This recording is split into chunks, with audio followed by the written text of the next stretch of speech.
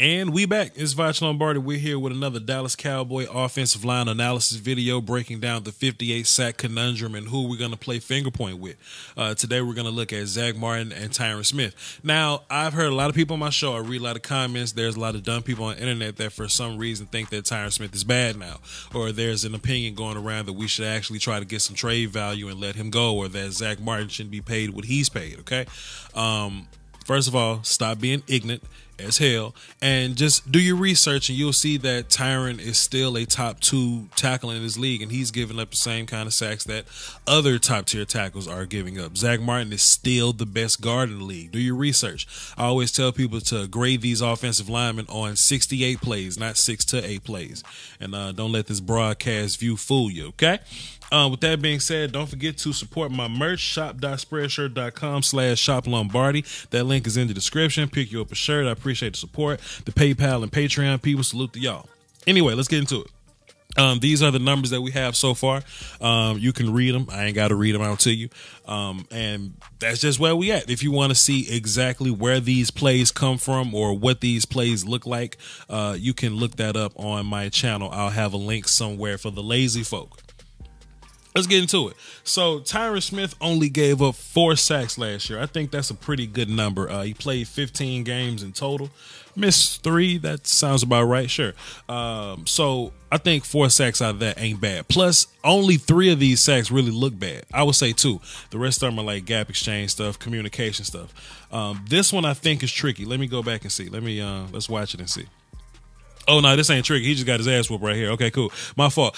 Okay, my fault. This ain't the one that I thought was tricky. It was the other one. So he technically gave up 2 sacks versus the Seahawks. One time, Frank Clark, like this one right here, Frank Clark just ran straight past him. We know Tyron Smith had his, he was kind of recovering from his injury. His hips weren't as loose as they normally are, but hey, we're not going to make excuses here.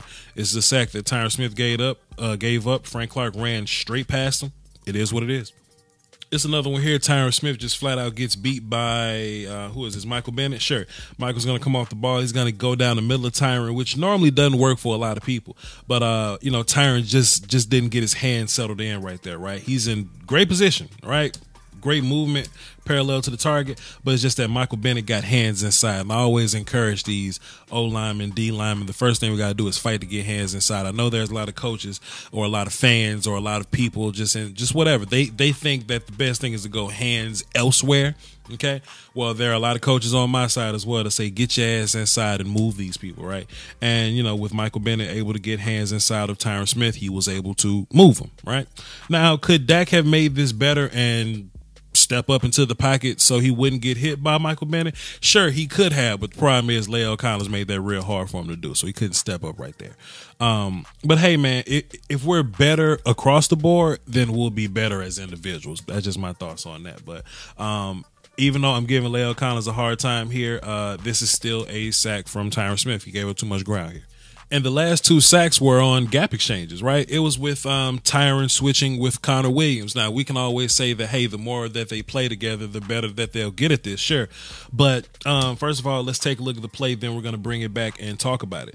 So I see a few things here. Now, ultimately, this is Tyron Smith's fault, right? But what I see from this is when we're going to get to this point, boom, boom, boom, boom, boom. Tyron Smith sees that, who is this, 96 here? He sees 96 is going to cross face here. And Tyron Smith does the right thing.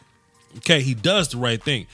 Some people just pass guys along. Like some offensive linemen just pass defenders along. Tyron Smith is a gangster. Tyron Smith is going to slam this defender into Connor Williams, right?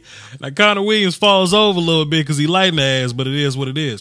What I need Connor to do is I need Connor to be a little stronger here, to be a little more stout here, and to actually be right there when Tyron passes him along. What happens is Connor's going to float inside a little bit with 93. See, 93 coming back a little bit inside, and Connor's kind of floating with him. We need Connor to be a little more stout and the whole 93 here, right? So when Tyron Smith passes 96 there, Connor would be in better position to pick him up, and Tyron Smith can go free, okay? Now, this is where I say it's Tyron's fault, right? If it's Tyron's fault because, hey, this is Connor. It's early in the season. Plus, Tyron still kind of gets his shoulders turned in there, right? You don't want to get your shoulders turned. You want to stay as flat as possible. You want to be square to this defender. So when Tyron passed this guy along, he can see 93 better and be able to react to him. But instead, it was just a combination of things and kind of being out of place that, kind of let 93 run free here. So it's Tyron's fault, air quote. Connor could have helped. But if I'm being strict on Dak, I'm being strict on Connor, on Suafilo, I'm being terrible with Lael. I need to hold that same level of energy with Tyron Smith and saying this is Tyron Smith's fault.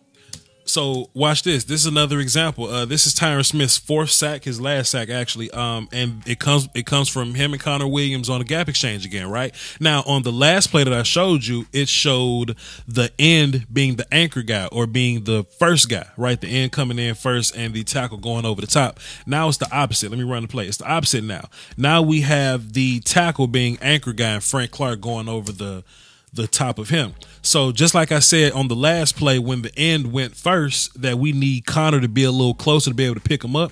Now this happens the opposite. This time the tackle is going to be boom, boom, boom, boom, boom. He's going to end up going a little bit outside. But when Frank Clark comes back inside, I need Tyron Smith to be closer to Connor to be able to pick up this tackle here. So if Tyron, let me just bring this back one time. Like, as soon as Frank Clark crosses face or attempts to cross face, I need Tyron's post foot, which is his right foot.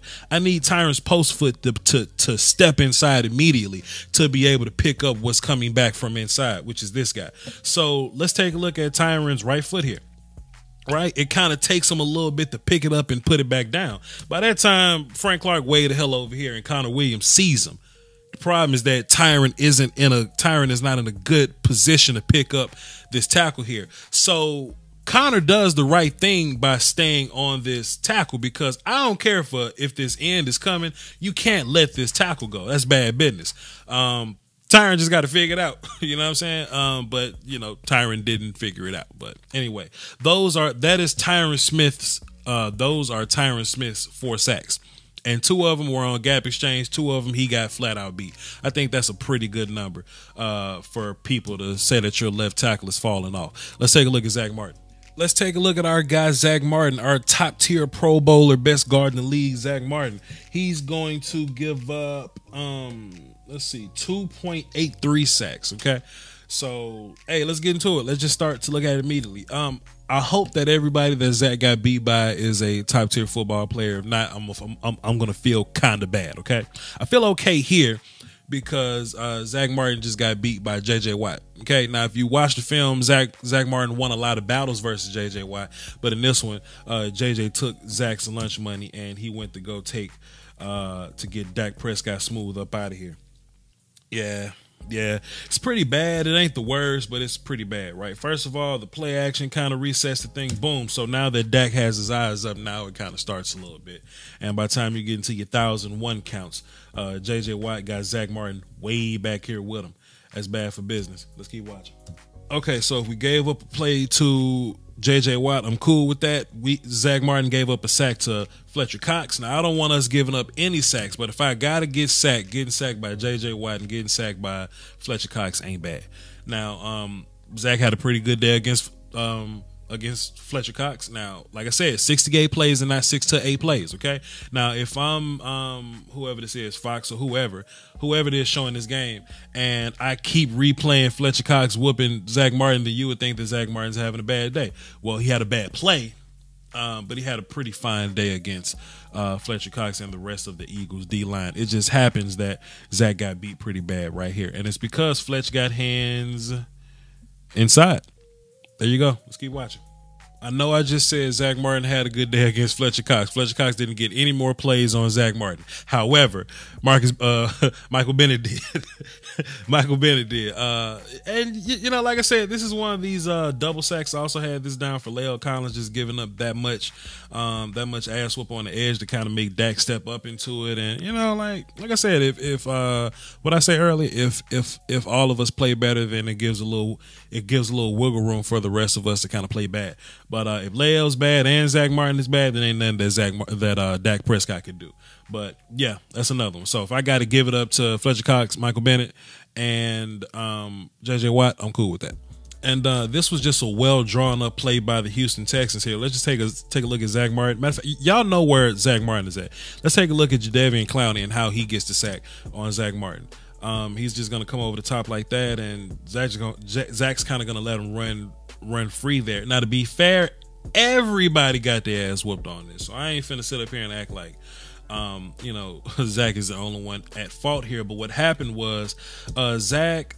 So there's no lineman in his gap, so he's uncovered, he's going to step, he's looking at 55 is going to go away. Zach does the right thing by stepping inside and looking inside. He takes 53, but what he got to do is he got to leave 53 to Joe, and he's got to get eyes on Jadeveon Clowney going into his backside B gap, which he saw it. Zach saw it.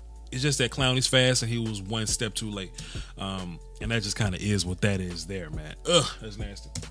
As a whole, though, and we're done with Zach Martin plays, by the way. Like, that's all the plays that Zach Martin gave up. Tyron Smith gave up 4 sacks, and Zach Martin gave up 2.83. Okay, now Voch, how did you get that number? Well, Zach Martin gave up 2 sacks, then 1 sack was a half, then 1 sack was a third. This was the third sack because him and Lael was wrong, and who else was wrong here? And Connor Williams was wrong here. So that's where the third come from. 3 guys shared this sack, and then him and Lael was the half, and then there was a 2. Just in case y'all were kind of confused on my math or whatever. But hey, there we go. In case y'all thought Zach Martin and Tyron Smith fell off, it took me a long time to find these sacks. I had to get through a lot of plays to find these, but we got them all.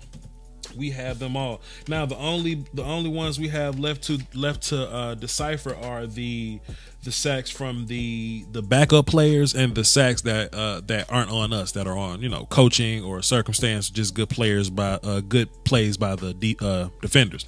So that'll be Cam Fleming, Adam Redmond, and not us, okay? And Joe Looney. But Joe Looney, he only gave up a third of a sack, so that's what that is. But we'll see when that video comes out.